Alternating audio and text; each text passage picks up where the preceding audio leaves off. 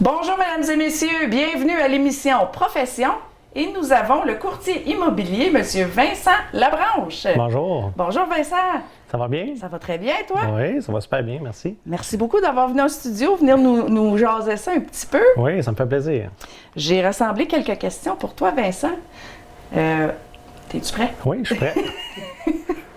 Donc, Vincent, tu portes beaucoup de chapeaux dans la communauté. Tu veux-tu nous parler de toi un petit peu? Ben oui, évidemment. Moi et Amélie, dans le fond, on est propriétaire de la station-service Centre-Ville. Le mois prochain, au mois de juin, ça va faire déjà 19 ans. Hey, déjà? C'était en 2002 qu'on a commencé l'aventure. Fait que ça a été toute une aventure, puis ça poursuit. Donc, oui, effectivement, je suis propriétaire de la station-service Centre-Ville. Et une chance que j'ai une belle équipe là-bas, dont Jody comme manager et aussi Juliane, Jules, les étudiants. Donc, j'ai ce chapeau-là. Également aussi, je suis courtier immobilier Oui. pour la branche équipe immobilière et aussi impliqué comme conseiller à la ville de Témiscamingue. Ça fait beaucoup de chapeaux. Ça fait beaucoup de chapeaux. Ça demande une organisation de calendrier assez serrée. Évidemment, comme tout le monde, on entend souvent les gens dire qu'ils sont tout le temps tout occupés, puis c'est vrai que tout le monde est vraiment, vraiment très occupé, mais il faut vraiment, plus que tu fais de choses, plus que ça demande une organisation beaucoup plus serrée, mais ce qui est le fun aussi, c'est de se laisser aller dans les imprévus aussi. Oui. Donc, mais c'est le fun, c'est le même qu'on aime ça. Une bonne gestion de temps élimine un petit peu de stress. Oui. Ben, c'est parce que ça vient de te sécuriser. Mais c'est comme dans la routine. Là. Une fois que tu es dedans, ben, tu es capable de. Oui, toi, tu es tout le temps go. Toujours. Oui, j'aime ça. Au magasin, en ville. Oui, on se tient à aller. Oui, ça nous tient jeune. Oui. OK, deuxième question. Pourquoi les gens de la communauté devraient choisir toi comme agent immobilier et non un autre? Ça, c'est une bonne question. Vraiment, je suis pas ici pour essayer de vendre ma salade. Vraiment, ce que je suggère aux gens, c'est de vraiment rencontrer d'autres courtiers. Il y a plein de courtiers ici en région.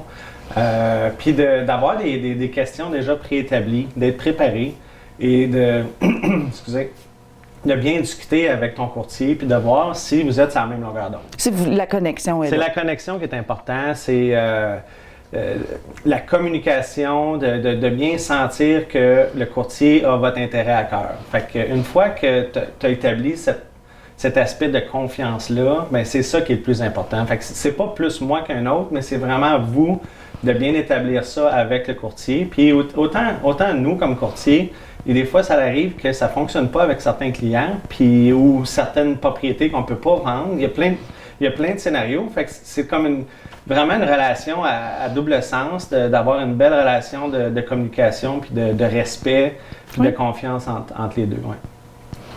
Parfait. Mais tu es à peu près un des seuls courtiers ici à Témiscamingue. Ici à Témiscamingue, je suis le seul. Oui. Par contre, il y a des gens de Ville-Marie. Je pense qu'en tout, on est 5 ou 6. Qui font affaire ici. Oui, bien exactement. Là, en tout, on est à peu près 5-6 courtiers qui viennent desservir Témiscamingue et les environs. Mais tu es le seul natif d'ici. Pas natif. Non? Non, moi je suis natif. Non, je suis natif de Sherbrooke. Déménager ici, par exemple, j'avais 5 ans. Ah, OK. Mais la famille à ma mère, la famille Raymond, sont établis ici depuis plusieurs années, oui, effectivement. Oui, mais OK. pas natifs de Témiscamingue. OK, désolé. Non, il n'y a pas de problème. Quelles sont les qualités que tu juges nécessaires pour être agent immobilier? Vraiment, dans le fond, encore là, j'ai vraiment à tous mes clients, je partage de l'information, on pose des questions et mettons qu'on fait un listing ou qu'on a un client qui est acheteur, on a besoin d'informations, mais aussi je pose cette question-là, c'est quoi vous recherchez comme courtier? Puis je te dirais vraiment ce qui ressort beaucoup, puis instinctivement, tout le monde est pas mal sur la même longueur d'onde. C'est vraiment le respect, d'avoir l'intérêt à cœur des clients, Oui. qui se sentent en confiance. Surtout, Du moment que la communication est là, la confiance est là, et que tu es capable de bien communiquer, je te dis que c'est ce que les gens recherchent. Et si tu as ça comme courtier, ça va aider. Tu sais, si tu prends à cœur tes clients, Oui. autant vendeurs et acheteurs, et de bien servir ta clientèle, je pense que ça va t'aider dans la vie de courtier, mais aussi être vulnérable parce que ça arrive, tout le monde fait des erreurs. Oui. Et c'est quand tu essaies de cacher tes erreurs, je pense que c'est d'être honnête avec soi-même, puis de juste toujours être transparent. C'est ça qui te démarque. J'aime beaucoup comment tu penses. Ah, bon, Oui. merci. Pas cacher ses erreurs, là, c'est très humain. Ben c'est ça. Puis je veux dire, si tu mets l'ego là-dedans, puis Oui. dire non, c'est moi le professionnel, puis tu essaies de camoufler les choses, écoute, ça fonctionne pas. Les gens peuvent perdre confiance aussi, Ben, juste exactement. par cette petite erreur-là. Oui, puis c'est toujours de cette façon-là que je fonctionne. Autant sérieusement quand que je présente la maison également. Tu sais, quand que je présente la maison, c'est vrai que c'est beau. Puis tu sais, on regarde des émissions de télé, on voit souvent juste tout le temps les beaux côtés. Oui. Mais on se dit les vraies affaires. Chaque propriété ont des petites affaires qui ont besoin d'être travaillées, des affaires moins belles, des affaires... Bien, c'est pas assez de camoufler ces choses-là.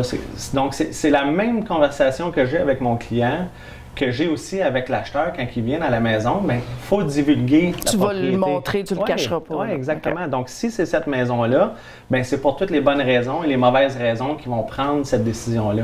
Et en aucun temps, je le dis souvent, moi, je ne suis pas un vendeur, vraiment, parce que dans ma tête, peut-être que j'avais une idée de vendeur où est-ce que les gens étaient beaucoup à pression. Tu sais, Oui. on a comme ça comme image.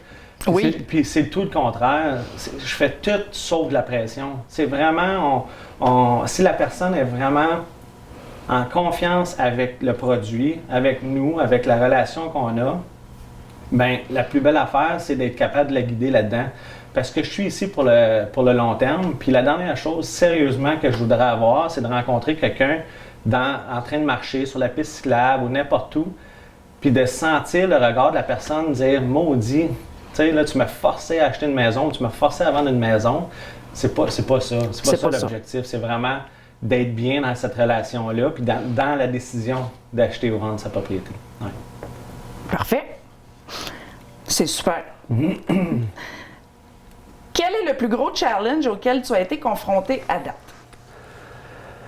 Bien, présentement, ce qu'on voit sur le marché, c'est vraiment un marché Explosif. explosif. Il y a plein de caractéristiques qu'on peut dire du marché présentement. On ne sait pas où est-ce que ça s'en va. On ne sait pas quand ça va arrêter. Ce qu'on sait présentement, dans les données qu'on a, c'est que les acheteurs sont très motivés. Oui. Et les vendeurs sont démotivés. OK.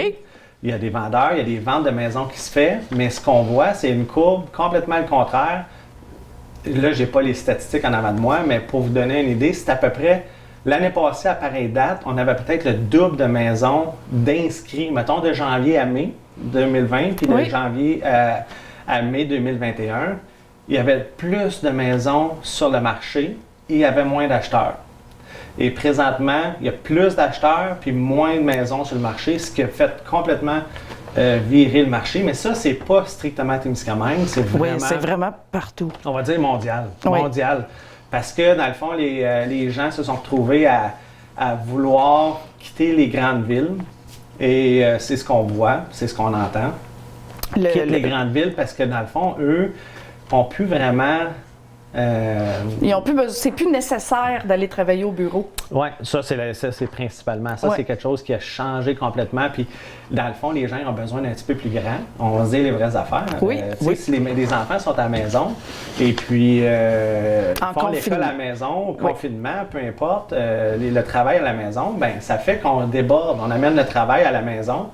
Et ça fait qu'on a finalement, on a peut-être besoin pas d'une chambre d'extra, mais d'un bureau, qu'on va être bien dedans, parce que c'est là qu'on passe beaucoup de temps. Et c'est un ajustement, ça va être un ajustement encore pour quelques années par rapport à ça, parce que les gens se doivent de se sentir bien où est-ce qu'ils travaillent. Oui. Et là, le côté humain n'est plus là. Oui, on est proche de notre famille, mais le côté humain du travail, le social, est en train de changer. Donc, ça va être un ajustement encore pour quelques années. Tu me disais la semaine passée que c'était du jamais vu. Jamais vu. De la vente de maisons comme ça ici, c'était du jamais vu. Il y a beaucoup de monde des nouveaux visages en ville. Oui. C'est comme ça ici, mais c'est comme ça partout aussi. Mais Témiscamingue n'avait jamais vu ça. Là. Bien, ce qu'on voit, puis on a tout le temps vu ça. Mais quand on va aller démographiquement parlant, mettons, on va à Toronto. Oui. Toronto a connu un boom, puis à un moment donné, les villes à côté de Toronto sont mises à boomer. Hamilton, Scarborough, Mississauga, exactement. Et là, ce qu'on a vu, c'est que ces propriétés-là ont pris de la valeur énormément et les gens sont allés encore plus loin. Et ça, de fil en aiguille, ça s'est rendu à North Bay. Oui. North Bay, les prix ont monté incroyablement. Oui. Et il y a beaucoup de gens de l'extérieur qui ont décidé de ne pas acheter à North Bay et d'acheter à Témiscamingue. Il y a ce côté-là, l'acheteur motivé. Le deuxième aspect, Rayonier qui embauche. Donc, c'est beaucoup plus sain. Et ça a complètement viré notre marché parce que, dans le fond, avant, on avait plein de maisons à louer. Oui. Et présentement, il n'y a plus de maisons à louer, il n'y a plus de maisons disponibles. Il n'y a plus rien. Et nos prix de maison sont encore très avantageux par rapport à, on va dire, North Bay. Oui. Et c'est pour ça que les familles, il y a d'autres aspects, dont la garderie, qui est bien moins chère à Témiscamingue au Québec versus en Ontario. Donc, pour une petite famille, sérieusement, là, c'est bien plus avantageux. T'es vraiment mieux de penser à commencer à déménager à Témiscamingue parce que c'est très avantageux. Puis en plus, on a une belle communauté. En plus, on a une belle communauté. OK. Quelles sont les motivations d'un courtier immobilier? Je te dirais la motivation, c'est vraiment bien servir son client. C'est ce qui vient toujours profondément. Tu as une cliente, une famille qui met entre les mains une transaction, probablement la transaction la plus grosse. On sait, c'est cliché, mais c'est ça que c'est pareil. C'est vrai. C'est une grosse transaction. Donc, la motivation vient vraiment de pouvoir aider les gens, les guider là-dedans. Puis de surtout bien les éduquer. Parce que le processus d'une maison, il y a plein d'impondérables, il y a plein de choses qui se passent comme ça, mais c'est quand même très prédictible pour nous. On est capable de bien éduquer nos clients, acheteurs et vendeurs, du processus, de qu'est-ce qui s'en vient. Mais surtout, je te dirais, une autre chose que j'aime bien faire, que j'ai l'impression que mes clients aiment bien aussi, c'est d'être avant-gardiste. Donc, aussitôt qu'on avance dans le processus, ils sont au courant de ce qui s'en vient. Donc, ils n'ont pas à me poser plein de questions. Les questions sont déjà envoyées, les réponses sont là, et d'après ça, ça l'élimine vraiment. Un stress. Oui, un stress, parce qu'ils peuvent savoir ce qui s'en vient. C'est ça. Ils ne sont pas pitchés dans le vide. Exact. Je donne un exemple, une inspection, parce qu'on tout le temps, je vais toujours recommander une inspection à quelqu'un qui achète une propriété. Et bien, l'acheteur, il y a trois possibilités. L'acheteur qui fait une inspection pourrait décider de ne plus acheter la maison parce que la maison elle a quelque chose qu'il n'avait pas prévu. Il peut décider de renégocier l'entente qu'il avait ou il peut décider de juste accepter tel quel. OK. Mais si tu attends après l'inspection, puis là, les gens sont nerveux, ça ne fait pas plaisant. Tu es mieux de le dire tout de suite. Aussitôt que la transaction, mettons la promesse d'achat est acceptée, bien, vite fait, tu informes ton vendeur, puis tu informes ton acheteur. Oui. De cette façon-là, quand l'inspection arrive, puis il y a quelque chose qui se passe, ils sont déjà au courant. C'est pas comme, ben voyons, j'avais jamais la mauvaise surprise. C'est ça. Fait que c'est de bien préparer ça. Fait que la motivation, c'est de bien encadrer nos clients, de bien les servir, de leur enlever le plus de stress possible, et puis d'être là pour bien les guider. Parfait. Exerces-tu les activités de courtier immobilier à temps plein ou à temps partiel? À temps plein. À temps plein. À temps plein, plus qu'à temps plein. Comment que tu fais pour gérer le crevier, le centre-ville? Dans le fond, avec mes chapeaux de, mettons, propriétaire de dépanneur et courtier immobilier, c'était de vraiment bien instaurer un système et d'avoir une belle équipe en place. Je te dis, il n'y a pas un être humain qui peut tout faire tout seul. Le courtier immobilier, c'est un peu bizarre. Un courtier immobilier va décider, une fois qu'il est comme courtier immobilier, de tout faire. Okay. Puis j'ai passé par là. C'est assez bizarre. Puis pourtant, je suis un entrepreneur. Les week-ends, peu importe, j'avais des employés au centre-ville. Le soir, je n'étais pas tout le temps là, même si on ouvrait Oui, Peu oui. importe de 7 à 11, c'était pas comme si j'étais tout le temps là. T'es là de Puis 7 à 11, là, exactement. c'est pas ça. Puis je pense qu'une des longévités qu'on a eues avec le dépanneur par rapport à ça, c'était justement, j'avais trouvé une belle équilibre entre travailler, d'être capable de penser, puis de ne pas être tout le temps là. Parce que les gens qui sont tout le temps là, tu viens que c'est pas sain. C'est juste pas sain. Fait que si je reviens à l'équilibre de tout ça, ça a été vraiment de développer une belle équipe à la station Centre-Ville, de sortir des systèmes parce que j'avais tout ça dans ma tête. Donc oui, l'ajustement en 2017, quand je suis devenu courtier immobilier, l'ajustement était énorme. Et puis de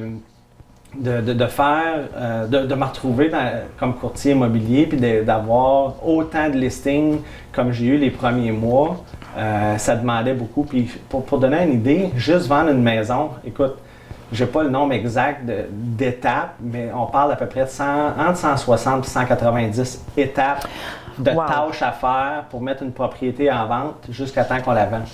Puis ça, c'est pas sans s'occuper des délais, des time. Tu sais, il y a comme des délais quand il y a une promesse d'achat pour l'inspection, les conditions. Il y a plein de choses, mais tu sais, il y a quand même beaucoup d'étapes. Fait que quand je me suis mis à lister beaucoup de maisons, puis là, Jody ou l'équipe à Centre-Ville m'appelait, écoute, je pouvais plus. Fait qu'il y a eu un ajustement, puis il y a des choses qu'on manquait au dépanneur, mais c'était de bien établir les priorités. Après ça, ça a été de bien établir des systèmes en place pour être capable d'être plus efficace.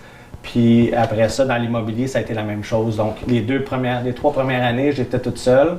L'année passée, au mois de juillet, c'est là que j'ai rentré Rénal dans l'équipe. Okay. Ça a été une belle rencontre. Puis ça, c'est une des choses clés en n'importe quel business, c'est les gens avec qui tu t'entoures.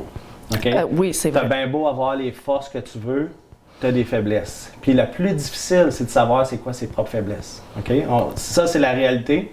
Parce que nos faiblesses, on veut les mettre de côté. Même nous, on ne veut même pas les voir. Mais quand ils sont là, tes faiblesses, tu es capable de réaliser c'est quoi tes faiblesses, bien c'est là qu'il faut que tu ailles t'entourer. Il y a des gens qui sont passionnés dans ta faiblesse. Oui. Et c'est ta faiblesse qui fait que ton entreprise n'est pas florissante. Donc, quand tu es capable de bien savoir c'est quoi tes forces, tes faiblesses, de bien t'entourer, parce que c'est ça qui est la clé du succès, c'est les personnes avec qui tu t'entoures, c'est l'humain. C'est l'humain qui fait que l'entreprise est plaisante, que l'entreprise est vivante, puis qu'elle est florissante. Ouais. C'est bien beau, Colin. Crime Vincent. T'en attendais-tu en 2017 quand t'as commencé en courtier, là, que ça allait... Tu le savais pas, toi, là que ça s'en venait, là, ce gros boom-là? Ah non, ben pas pantoute. On va se dire les vraies affaires. L'année passée, quand le COVID est arrivé au mois de mars, oui. à peu près mi-mars, on était fermés et tout le monde était de la même manière. Nous autres, on ne pouvait même plus faire de visites, on ne pouvait plus prendre de listings, on était complètement arrêtés. Et après ça, ils ont figuré que c'était essentiel. Donc, on était 2 mois, mais on ne savait pas combien de temps que ça allait durer. Et ça, c'était une business. Et l'autre business, la station Centre-Ville, on a perdu, mettons, overnight, quand ils ont fermé les frontières. Oui. On a perdu 70 % de notre chiffre d'affaires. Tabarnouche! Sérieusement, il y en a qui ont été chanceux, comme courtier immobilier. On a eu une grosse année. Mais j'ai beaucoup d'empathie, puis il y a des gens qui ont eu des entreprises, se sont lancées, mettons la restauration. Il y a certaines entreprises qui ont mangé la claque encore plus solide, les bars. Oh, oui. Tu sais, tout l'entertainment. Écoute, ça a été une année absolument dévastateur. Et c'est pour ça, encore plus que jamais, il faut s'encourager. Il faut vraiment s'encourager puis d'aider ces entrepreneurs-là. C'est ça notre communauté. Oui. Donc, je ne m'attendais pas à ça, mais pas pantoute. Même quand on a recommencé au mois de mai l'année passée, je savais qu'il allait y avoir un boom au début, mais je ne pensais pas que le boom allait durer 1 an. Puis, au mois de janvier de cette année, 2021, ça a atteint un autre niveau encore plus incroyable. Il y a eu comme 2 semaines de ralentissement à Noël. Oui. Après ça, ça a été encore un autre niveau. C'était absolument incroyable. Wow! Ouais. C'est bien pour toi. Ben, c'est bien pour la communauté. Oui, c'est bon pour l'économie de la ville. c'est C'est bon. quelque chose qui est assez spécial. C'est des booms qui arrivent, je ne sais pas, une fois dans une vie. Peut-être, oui. Mais c'est pas une question de ça. C'est vraiment, il y a eu vraiment des familles qui se sont retrouvées ils ne savaient pas si elles allaient avoir de maison. C'est triste, ça. Ça l'est triste. C'est vraiment Et triste. puis, d'être capable d'aider ces gens-là. Écoute, oui, on est occupé. Oui, on veut aller en vacances comme tout le monde, mais en même temps, c'est un boom à donner. Et je te dirais que quand tu es capable d'aider une petite famille, puis qui te regarde dans les yeux, puis te remercie du travail que tu as fait, de les avoir épaulés là-dedans, Et là, tu payes. c'est là la paye. Puis c'est toujours dans cette optique-là. Puis quand tantôt tu me parlais de motivation, il n'y a pas rien qui C'est bat motivant ça. après, là, tu sais, quand... Il n'y a pas rien qui bat ça. Ouais. Donc, tu as commencé en 2017, Oui. travailler dans l'immobilier. OK, donc cette année, au courant de la dernière année, combien de ventes as-tu réalisées? As-tu le droit d'en parler? Oui, j'ai le droit d'en parler. On a le droit d'en parler. Pour donner une idée de grandeur, dans le fond, en 2017, j'ai commencé en juillet. Juste pour donner une idée, quand les gens décident de devenir entrepreneur, tu ne sais pas dans quoi t'embarques. Okay? Puis des fois, c'est comme, c'est ça qui empêche les gens de devenir un entrepreneur. Mais faites-vous confiance. Si tu es là au bord de l'écran et tu veux vraiment devenir entrepreneur, ben ça peut arriver que tu es 4 mois sans paye. J'ai été 7 mois sans paye à travailler à temps plein avec du temps d'overtime. Je veux juste vous dire vite fait comme ça. Et ma première paye, ma première commission a été au mois de février. Fait que juillet, 6 mois, j'ai reçu mon premier chèque au mois de février. Puis en plus de ça, il a fallu que je débourse pour le cours, qui était, mettons, à peu près 700-800$ par cours. Je pense que ça représentait à peu près 5000$ le cours d'immobilier. Et quand on a mis des pancartes par-dessus pancartes, par-dessus pancartes, j'étais rendu à 17 000 $ de dépenser avec aucun revenu pendant 7 mois. Hey. Là, tu es comme, OK, ça c'était l'extrême. Mais je fais juste ça dire... fait peur, ça. Ça fait peur. T'as-tu eu un moment de découragement là-dedans? Ou t'as toujours je te non? dirais que non, je poursuivais. Je savais qu'à un moment donné, ça allait déboucher parce que ça pouvait pas... Vous le savez, les années 2017, il y avait des pancartes partout. Partout. Bon, est-ce que je pensais qu'on allait en vendre autant pour répondre à ta question? Non, mais il y a un ajustement. Faut que tu crois dans le processus. Faut que tu gardes une bonne attitude par rapport à ça. J'ai été extrêmement chanceux qu'on avait le dépanneur. Donc, peu importe ce qui arrivait, on était capable de s'ajuster puis d'aller chercher un petit gagne-pain ici et là. Mais c'est la réalité. Mais quand tu y crois, quand tu es passionné de quelque chose, puis tu as un produit ou un service que tu vas offrir, ça demande extrêmement beaucoup, OK, de temps, d'énergie, d'émotion, puis tout le kit. Mais quand tu viens à bout d'établir quelque chose, ben ça en vaut la peine. Pour moi, ça l'est priceless de ne pas être obligé de travailler. Pourtant, je travaille tout le temps. Mais d'avoir une horaire fixe, que je suis obligé d'aller travailler, mettons, au Moulin, à Tembec, à Rainier, j'ai rien contre ça. Mais pour moi, c'était pas ça que je recherchais. C'est pas ça la vie que tu veux. Non, parce que si le mardi après-midi, mes enfants ont une activité à l'école, ben je peux y aller. Si mercredi, j'ai un rendez-vous médical, j'ai pas besoin de demander à personne, j'y vais. T'sais. Fait que, il y a des côtés positifs, des côtés négatifs. Bon, là, c'est une longue histoire par rapport à ta question. Excuse-moi. Non, c'est correct, c'est bien correct. Donc, en 2017, j'ai fait 0 vente. 2018, on a aidé 42 familles, à peu près. Là, j'ai les chiffres à peu près. En 2019, c'était 73 familles. Hey. Et en 2020, l'année passée, on était capable d'aider 108 familles. Oui, 108.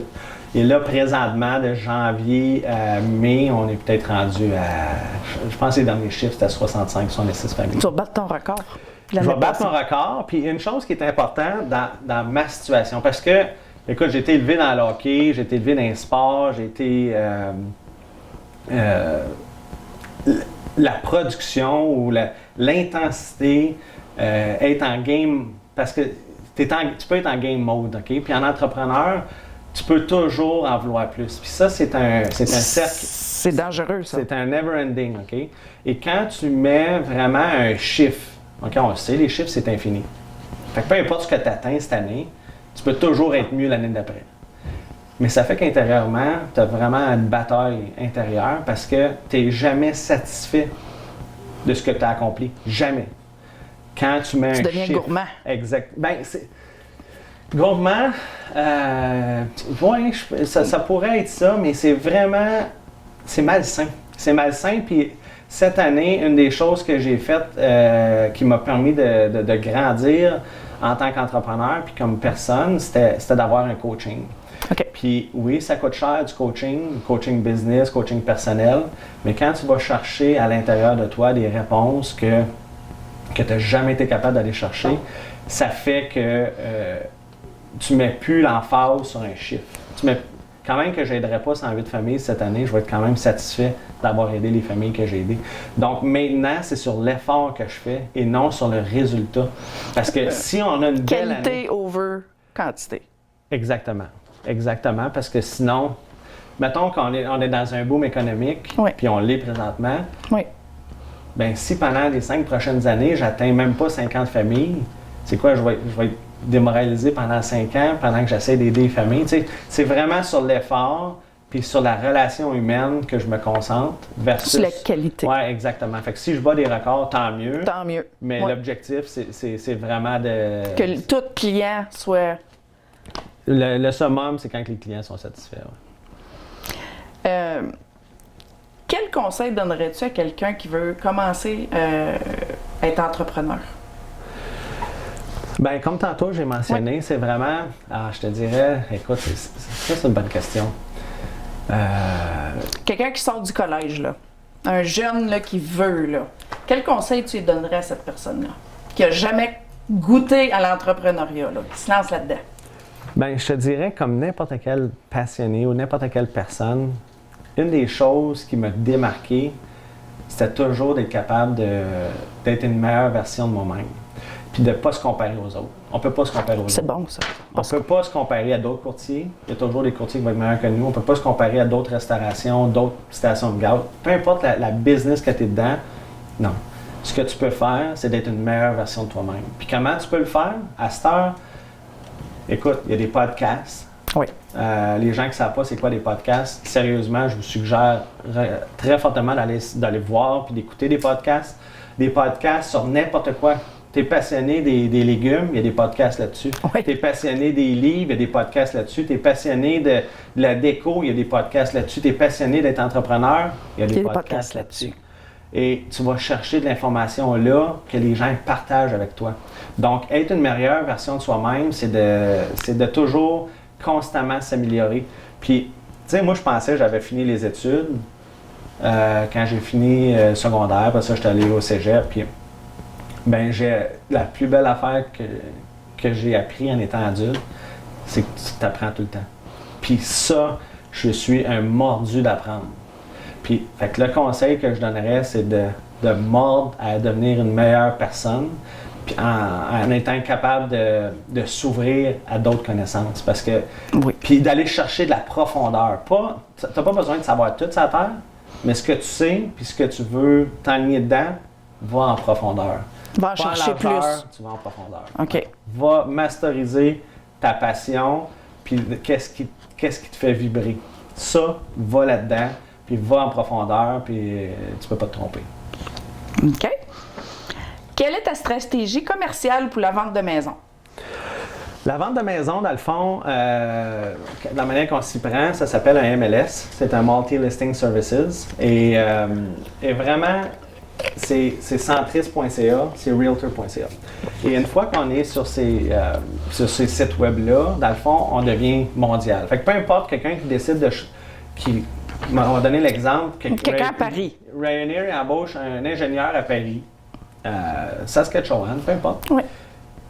Ils vont rechercher online et c'est... Chercher Témiscamingue, les maisons. Après ça va aller à centris.ca, realtor.ca et c'est une même que ça, c'est comme de base. OK. À partir de là, il y a plein d'applications qu'on peut aller chercher pour savoir quand les gens sont sur notre site web, quelles propriétés qu'ils ont vues sur notre site web, d'interagir avec nos clients, de les envoyer de l'information. Parce qu'à tout bout de champ, les gens qui commencent à être intéressés, là, tu les vois, ils t'envoient des messages, oui. ils interagissent, ils veulent voir la propriété.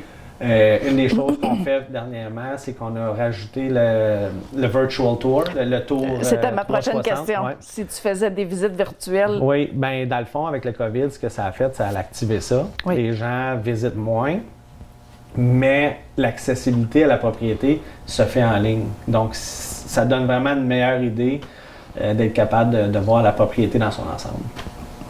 D'accord. Quelle est la meilleure manière de te rejoindre, Vincent? La meilleure manière de me rejoindre, je suis partout sur les réseaux sociaux. Ça peut être un message comme ça peut être mon numéro de téléphone, le 705-499-5923. Et puis, vraiment, je suis disponible, je suis là. Si vous avez des questions, peu importe. Une des choses aussi que j'aime bien faire avec mes clients, c'est d'être capable de le partager. On travaille aussi en arrière-plan, hein, et de développer vraiment un document qu'on a développé pour tous les services qu'il y a en région. Parce que les gens qui vont déménager à Témiscamingue de l'extérieur ou qui achètent un chalet, les gens ne connaissent pas les contracteurs, ne connaissent pas les places d'assurance, tous les handyman, les plombiers, l'électricien, Oui. toutes ces choses-là. Donc, on Même a les vraiment... garderies, ça tout, exactement. On a un guide pour les acheteurs, on a un guide pour les vendeurs, mais surtout pour les acheteurs, parce que les gens ne connaissent pas la région. C'est ça. Et ils s'en viennent dans une nouvelle propriété. Donc, c'est pour ça qu'on a commencé à faire du blog sur Internet, sur notre site explorekipawa.com. Pourquoi on a choisi Kipawa? Juste vite fait, une parenthèse, Oui. parce que les gens connaissent Kipawa. Plus que Témiscamingue, puis hein? Témiscamingue, ça devient très difficile. Ça, c'est une des choses que je dis souvent. Il y a Témiscamingue, il y a Témiscamingue, Il y a Témiscamingue. avec un K, il y a Témiscamingue Shore. Oui. Puis les gens, ils ne savent pas. Ils savent pas Ils savent pas qu'est-ce qui est quoi. Et Kipawa, pour moi, c'est un mot que les gens connaissent. C'est un mot qui peut être rassembleur. Puis je sais, quand je travaille à la ville de Témiscamingue, je suis conseiller à la ville de Témiscamingue. Puis ça fait comme un peu paradoxe, mais je l'assume. Puis j'ai pris cette décision-là parce que avec ce site web-là, ce qu'on fait, c'est qu'on promouvoit les Airbnb, on promouvoit les pourvoiries, les choses à faire en région, plein des restaurants à aller manger, les sports bars, peu importe. Les événements qui Les s'en événements, viennent. exactement. Fait qu'on veut être les festivals. on veut être une place que les gens vont chercher l'information. Qui apprennent à connaître. Oui, exactement. Les places à visiter, mettons les conduites forcées, Les choses à avec faire. des belles pistes cyclables, c'est ça, des choses qu'on ne connaît pas tous. Puis des fois, tu vas chercher cette information-là. Fait que, c'est le fun. Oh, il y a wow, des- c'est un des ça beau à faire. coin. Hein? Ouais. Tu peux faire du cheval. Tu sais, il y a beaucoup de Ouais. fermes. Puis, ouais. Exact. Fait que c'est comme ça qu'on l'enligne. Ouais. Parfait. Maintenant, ma dernière question, c'est pas pour le courtier immobilier, c'est pour le conseiller de la ville. Oui. Penses-tu que ça serait bon pour Témiscamingue qu'il y ait des complexes, pas des buildings, là, des appartements? Des bâtiments. Des bâtiments, là, Ouais. d'appartements, des gros, là. Parce que là, juste moi, personnellement, je connais 2 familles là, qui sont quasiment dans la rue parce qu'ils sont pas capables d'acheter des maisons, puis ils veulent louer. Ouais. Puis ils peuvent pas louer parce qu'il n'y a plus rien à louer. Ouais. Une des choses que... Et il n'y en a pas de ça ici. Non. Des appartements, des...